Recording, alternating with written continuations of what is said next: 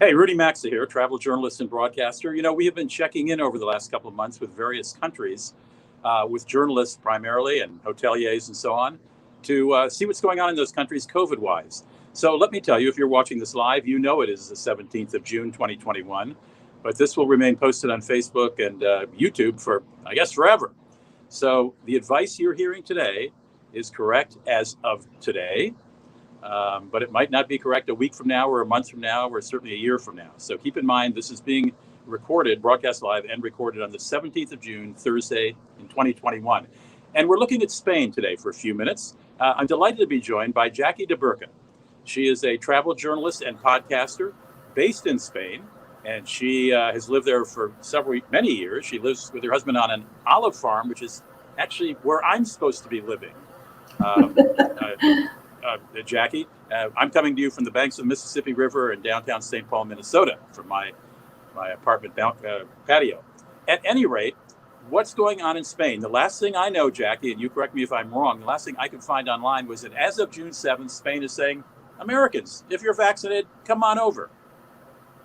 Yes, that's very true. I mean, basically, Spain at the moment is really looking forward to having Americans coming back over to Spain. And they're actually making the rules easier for Americans, in fact, than they are for other Europeans. I should say that you run a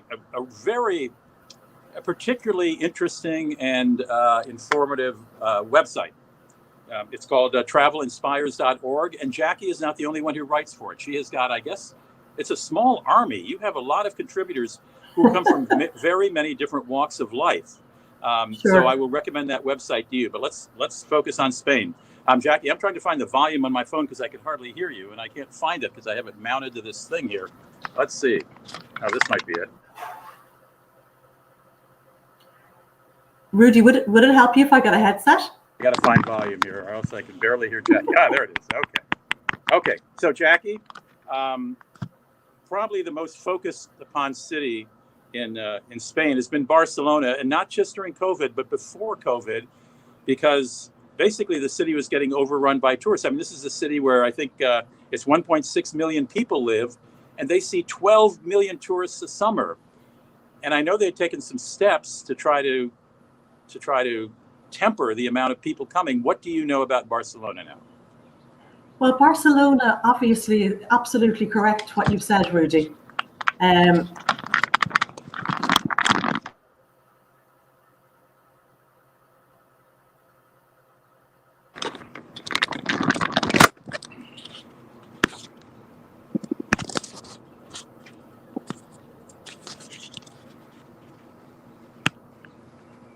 I cannot hear Jackie. This is a problem. I've got my volume all the way up. Jackie, I'm sorry. Could you just count to 10 for me? Yes, Rudy. 1, 2, 3. Why can I not hear Jackie? Pardon? Tommy, my engineer, any reason I cannot hear Jackie? I heard her very faintly when I introduced her, but now I can't hear it all, and I've got my volume all the way up. This is a problem. It's very hard to conduct an interview when you can't hear the guest. Let's see. Tommy just sent me a message. Let's see what he said. Oh, Jackie. He says he has no idea, no reason, he doesn't know. Jackie, I'm terribly sorry, but since I can't hear you, I don't know quite what to do. Let me turn this vertically. Make sure I got volume up. I do. Okay, count to 10. 1, 2, 3. Oh, there you are. Yeah. I don't know why you weren't there before. Well, I can hardly hear you either, Rudy. You're having a hard time. It's really hard for me to hear you. What about if I have a headset? Do you want me to try and use that? Oh, you're fine. I can hear you loud and clear now. I don't know what the problem was. I envy you being a podcaster instead of a webcaster. There's always something that goes wrong. Okay, I had asked you about Barcelona, a city of, what did I say? I wrote it. 1.6 million residents who get 12 million tourists a year. What's going on in Barcelona? Yeah, so Barcelona basically, obviously for many, many years, the residents of the city were really struggling with the tourism. And I suppose also a lot of the original tourists would have liked to have gone there. You know, you're more, let's say, I don't want to say high class, but, you know, high end tourism. People like that were starting not to enjoy Barcelona because of the overcrowding as well. And it was a huge hassle for the residents, absolutely. Myself, I went up there in January of 2017 was the last time I was in Barcelona. And in January, you could hardly move in the streets. So it was something that you just don't want to experience. And, you know, a huge shame because of all the obviously amazing landmarks, the culture, the food, and so on. So now COVID has presented an opportunity that was already being considered to be very, very important, obviously, to make Barcelona a more sustainable destination. To make it somewhere that the residents weren't going to feel like they'd lost their city, that they'd lost the character of the city, that they didn't really feel at home in their own city, in fact, which is not good, you know. So what's happening, one of the things that's happening is they're remodeling the tourism now with the opportunity of, as you know, tourists are coming back in with, first of all, they're not letting private residents use their apartments for the likes of Airbnb or any sort of similar organization. So that's one thing that's obviously going to be really important. They're very keen to get the Americans back in. The Americans, it turns out, in Barcelona in particular, are the second most important tourist, only after residential tourism in Spain. So they're very keen to get the Americans back in. But they're going to be doing it in such a way that, you know, really they are working hard to try and kind of get that balance between, yes, economically, they hugely need the tourism, obviously. They need to recuperate after this desperate time that, you know, pretty much everybody in the world has lived through, but they don't want to go back to what was turning out to be a very unsustainable version of the city, in fact. If you're intrigued by Jackie's accent, she hails from Ireland. Dublin's fair city, Rudy. Dublin's fair city. I'm sorry? Dublin's fair city. Dublin's fair city. Yes, Dublin's fair city. And she went to college there, at a very famous university there. She also has lived in Greece and elsewhere and settled in Spain. How many years ago? I have been in Spain since 2003. Okay. Predominantly in Catalonia, and now I'm over the border in Valencia. So that actually makes the whole thing with the pandemic really interesting. One of the things that your audience may or may not be aware of is Spain is split up into 17 autonomic communities. And this basically means that some of our close friends are just over the border in Catalonia. So we could walk, we'll say, 5 or 10 minutes to meet friends back in the old days for a bite to eat or whatever. And actually, with the lockdown that we had up until May the 9th for quite a long period, we could not cross over into Catalonia from the Comunidad Valenciana, which is a Valencian community, to see our friends. We were not allowed over the border. That has only changed since the 9th of May. All of the rules, what you know, American tourists and other foreign tourists will find confusing, even though Spain is opening up, is the rules will still differ from community to community. And you may not even know sometimes when you've crossed over the border from one to the other. Well, of course, because there's no border control between, say, Catalonia and Valencia. Are restaurants generally open? Do they, you know, Spain is famous for late dinners. You walk in at 8 and ask for a table, and they say, we're not open yet. You know, they stay open late? Mm-hmm. Okay. Yeah, I mean, basically the curfew has recently been taken out of the equation, I believe, in all of Spain, but you'd need to check one by one the communities, but I believe it's for all of Spain. So we were living in a curfew not that long ago, actually. I think it would be in our area, Valencian community, maybe 3 weeks ago, since the bars and restaurants had to shut at 6 o'clock. And in Catalonia, I think it was 5 o'clock. And now that's changed. So now we don't have to deal with any of that. So life is fairly much, if you're able to be outside, life seems almost normal these days, if the weather is nice, obviously, which of course it is a lot of the time. Again, one difference would be that if you're in where we are, if you're sitting outside with a group of people, either in a restaurant or a bar or some outdoor entertainment facility, you can be part of a group of 10 people, excuse me. But if you pop over the border to Catalonia, you can only have a group of 6. So friend number 7 is going to feel quite left out in that instance. And are folks wearing masks in stores and walking down the street still? Yes. Is that a requirement? Yeah, the masks, I absolutely hate wearing a mask. However, I think they've worked really, really well on you know, the obvious levels. Right. Indoors, yes, you're still wearing a mask, 100%. Outdoors, of course, if you're eating and drinking, you're allowed to take off your mask. But outdoors, it's a little bit, more flexible. For example, if you're doing certain types of exercises, that type of thing, again, eating and drinking, you don't have to wear your mask. Now, France, as of today, I believe, is actually stopping the outdoor wearing of masks. It's no longer obligatory to do so in France. And Spain, it's been hinted, Sanchez has said that we think we're going to be following France, but it's been left very open-ended as to whether that will happen or not. So there's no guarantee on that. It will be very weird for tourists who are coming from different countries where the mask rule hasn't been as strict as it has been here. All right, let me reintroduce my guest. She's Jackie DeBurka. You can see her name there. She is a podcaster and a writer, and has a great website called travelinspires.org. And it's got all kinds of great advice, but there's a whole nother dimension to the folks she has in her stable of writers. So check it out, travelinspires.org. Jackie, I just want to repeat, because I was having trouble, as you know, hearing you when we started this interview.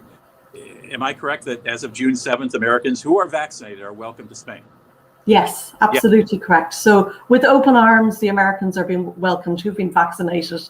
The Europeans, on the other hand, it's a different rule for the Europeans, which is very fascinating in itself. We can be either we're vaccinated or we have to do the PCR test or have proof that we've recovered from the virus, etc., etc.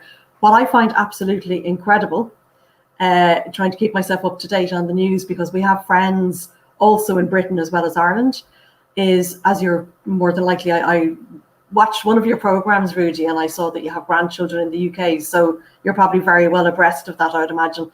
There aren't they? And Brits are love Spain. Many own second home, vacation there every summer. So they're probation, aren't they? It's a very strange situation. They don't have to right now, even though the figures because of the Delta virus there are going haywire again. They're absolutely horrible. But actually, the British are still allowed right now by the Spanish.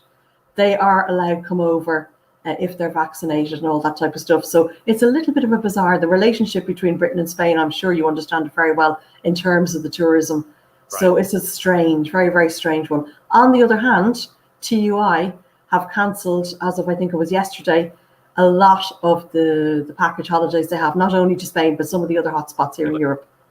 Well, and also, again, that the situation with the UK could change any moment, and Spain could reverse it in a heartbeat. That's what we're finding going on all around the world. Okay, yes. Restaurants are open. Museums open? Museums, you said, Rudy? Yes. Yes. Yeah, okay. I mean, pretty much everything is open, but depending on the area where you are, so whichever community you're in, the capacity might be 50% indoors. The rules are different from place to place, but essentially, yes, everything is open. Well, now, when you say place to place, you mean state from state, or like an individual restaurant might want to take your temperature when you walk in and another one doesn't? When you say place to place, what do you mean? Yeah, sorry. What I mean by that is from community to community. Okay. So Catalonia might say is one, and Valencia might say another. Andalusia, for example, is an interesting case in point. I haven't watched all your programs, and I imagine, like most people, you spent some time in Andalusia, which is probably, for most people, if they think of Spain, they think fiesta, it's Andalusia, all full of flamenco, the bulls, all that type of stuff. The figures in Andalusia are way worse still than other areas in Spain, and that is exactly for that reason, because there's been spring fiestas, graduations, etc., and it's so ingrained in the culture there that they just want to continue with that. So the figures are quite different down there also. How are vaccination numbers in the country overall? Do you know? Vaccination numbers. I myself and my partner, who's a Portuguese fellow, João, we got ours 3 weeks ago. We're both the same age. We're both 53. Okay. And we were super impressed with how everything went for us here with the system. And we were the first people we knew to be given the one shot. They were calling it Janssen, but basically it's the Johnson & Johnson. We both felt fine afterwards. I was a bit tired the next day. And in the whole of Spain, once again, I say the same thing, community to community, a lot of the programs are differing in the speed and so on. But the figures for the whole of Spain is just over 27% as of today are vaccinated. That's not too bad compared to the rest of no Europe at all. I mean, I think we're at 43% here in the States, or 47 if that at least 2 shots, I think, or 1 as required. Mhm. Not bad, 23%. So, okay, so there is the news as of the 17th of June, 2021. I stress that because this will be posted on Facebook and YouTube. And if you're going way back into the archives and saying, what do you mean? What do you mean? Spain's closed? Spain's not closed as of today. Again, as Jackie said, check with your check online, check with the airline that's going to fly you to Madrid or wherever you're going to fly into, and see if they have any particular rules. I gather, I didn't hear you say, and I didn't see anything online, Jackie, that we have to take a PCR test 72 hours before flying. It's just the vaccination card does it, huh? Yeah, I mean, the vaccinations, That's that absolutely fantastic, obviously. And I believe for Europe, I think it's 48 hours for the Europeans PCR test. I think it's 48 hours, as far as I remember seeing. So do you think Americans need a 72-hour PCR test before boarding? No, I don't believe so. From the information I've seen, The Europeans. Vaccinated Americans are being welcomed with open arms. Well, thank you for that, Jackie. And also thank you for the tip that masks wearing is the regulation may be dropping in France today or yesterday. That's great. Jackie DeBurka's website is, I have to look at travelinspires.org. Go look and do a little browsing. It's really, really an interesting site with some very thoughtful writing by folks who are artists and writers and all kinds of weird professions, but they're thoughtful and nice. Jackie, thank you for taking time out of your evening in Spain for us. And you bring us good news. I hope Americans who are planning a trip to Spain will take heart with this and keep monitoring the situation. Thank you so much, Rudy. It was really fun to meet you. Nice to meet you this way. I hope to meet you in person in Spain. I want to get to that olive farm. All right. Oh, by the way, Maxa Tours, our website, has we have put up our 2022 tours. So if you go to maxatours.com, you can check and see the tours that we are offering for 2022. We have 2 Christmas tours in late 2021. They're almost full. So if you want a Christmas tour, I would move now. But do browse the 2022 tours and see if there's anything that speaks to your heart. I hope there is. All right. Meanwhile, we will keep checking in with folks all around the world and trying to keep you up to date on where you can visit and what the rules are. Travel safely. Join me next Thursday for my regular 45-minute webcast. We're going to be talking to a very interesting author.